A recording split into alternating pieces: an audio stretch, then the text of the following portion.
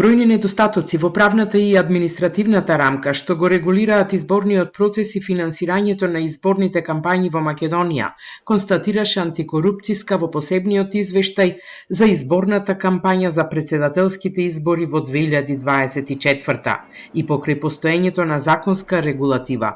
Од ДКСК констатираат дека значителни проблеми во имплементацијата на овие закони создаваат ризик за корупција.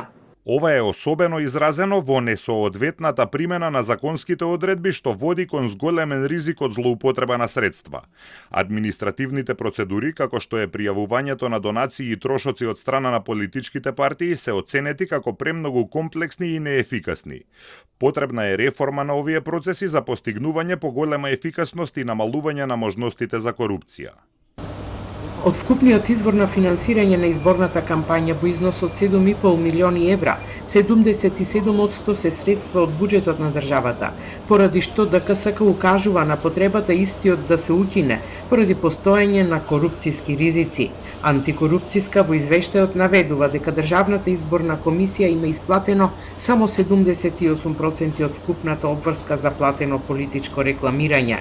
ДКСК информира и за вкупно оформени 65 предмети по пријави за повреди на изборниот законник и законот за спречување на корупцијата, потоа предмети оформени по сопствени иницијативи и приговори поднесени од организаторите на изборната кампања. По предметите за претседателските избори покренавме 6 иницијативи за поведување постапка за кривично гонење, како и 4 иницијативи пред надлежните органи за поведување на постапка за утврдување на одговорност на службени лица.